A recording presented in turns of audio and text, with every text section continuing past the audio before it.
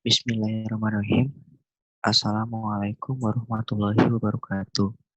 Nama saya Triutama Praska Nugraha dari Program Studi Ilmu Keolahragaan Fakultas Pendidikan Olahraga dan Kesehatan Universitas Pendidikan Indonesia.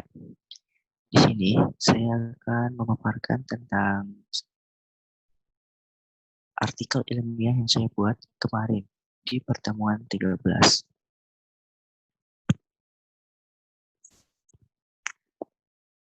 Pendidikan menjadi salah satu aset penting bagi sebuah negara untuk menghasilkan sumber daya manusia yang berkualitas serta berdampak pada meningkatnya kesejahteraan masyarakat. Pelaksanaan pendidikan tidak dapat terlepas dari keterlibatan siswa dalam proses belajar di sekolah. Namun, di tengah situasi pandemi COVID-19 seperti sekarang ini, memaksa kita untuk melakukan pembelajaran secara daring. Cara belajar online atau daring seperti ini bisa dikatakan adalah cara belajar yang baru di dunia pendidikan Indonesia, yang sebelumnya tidak pernah dilakukan. Tentunya, sebagai sesuatu yang baru, pasti ada kelebihan atau kekurangan serta kerugian yang dirasakan dengan adanya sistem belajar online seperti sekarang ini. Selanjutnya yaitu kelebihan pembelajaran daring. Yang pertama, waktu belajar lebih singkat.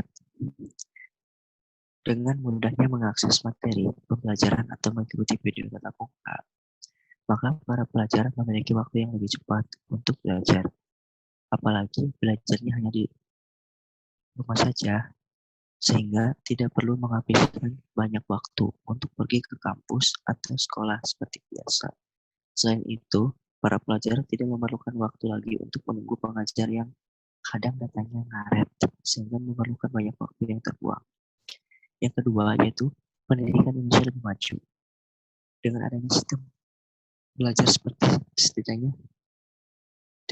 sistem belajar seperti sekarang ini, pendidikan Indonesia lebih maju walaupun sedikit. Salah satu kemajuannya yaitu pendidikan Indonesia sudah bisa memanfaatkan teknologi yang ada dan cara pendidikan di Indonesia lebih bervariatif dengan adanya belajar online seperti sekarang ini. Yang ketiga yaitu bisa mengembangkan diri. Belajar online yang tidak memakan waktu banyak dapat membuat pelajar bisa mengembangkan diri pada hal lain, seperti membaca, menulis, atau menggambar. Dengan begitu, para pelajar tidak hanya sekedar belajar saja atau mencari ilmu, tetapi bisa mengembangkan bakat dan potensi yang dimiliki. Selanjutnya itu kekurangan dalam pembelajaran daring. Yang pertama yaitu tentu saja dengan tugas yang selalu menumpuk. Meski belajar di rumah, para pelajar tidak bisa hidup tenang karena harus menghadapi tugas-tugas yang diberikan oleh pengajar. Waktu di rumah dihabiskan untuk mengerjakan tugas-tugas menumpuk. Para pengajar memberikan tugas agar pelajar tetap mendapatkan nilai dan materi pembelajaran yang dapat dipaparkan dengan baik. Yang kedua yaitu menghabiskan banyak data internet atau kuota. Tentu saja, biasanya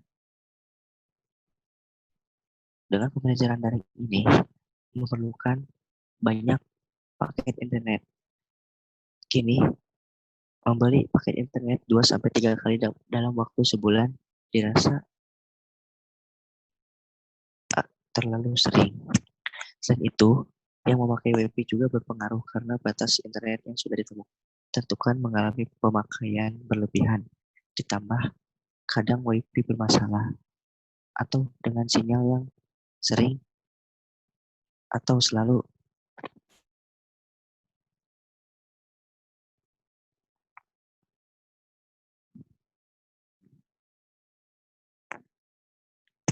yang ketiga yaitu materi pembelajaran sulit didapat. Sistem belajar online memang lebih menghemat waktu, tapi belum tentu belajar online lebih efektif dari penerimaan materi pembelajaran bagi para pelajar. Banyak yang mengeluhkan cara belajar online yang menambah stres para pelajar selama di rumah. Selain itu, kondisi di dalam rumah yang yang kurang kondusif mungkin bisa membuat seseorang menerima pelajaran atau tidak. Jika kondusif, kita mungkin akan lebih mudah menerima pembelajaran. Tapi seandainya rumah kurang kondusif, para pelajar akan kesulitan menerima pelajaran. Yang keempat yaitu adu pendapat yang dirasa kurang begitu efektif. Jika di sekolah atau di kampus ada sesuatu yang sulit dimengerti atau terjadi perbedaan pendapat, mungkin akan lebih mudah didiskusikan. Namun, dalam hal belajar online akan terasa sulit. Mengapa? Karena dalam cara belajar tersebut, jika ada satu orang yang berbicara, ada kemungkinan yang lain juga dapat berbicara dengan bersamaan. Sehingga pengajar sulit untuk mengontrol situasi tersebut. Dengan kata lain, suara di dalam video pertemuan saling tumpang tindih. Selain itu juga, bagi mereka pelajar yang memiliki koneksi buruk atau ponsel yang sedikit rusak akan kesulitan mendengar audio yang saling tumpang tindih tersebut.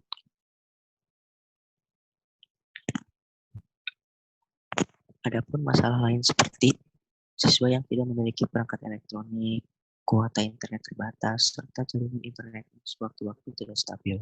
Namun, hal tersebut bisa teratasi dengan adanya bantuan dari elemen masyarakat seperti pemberian alat elektronik secara sukarela, penyediaan wifi gratis, bahkan Kemdikbud pun memberikan subsidi kuota agar pembelajaran daring dapat dilaksanakan secara efektif.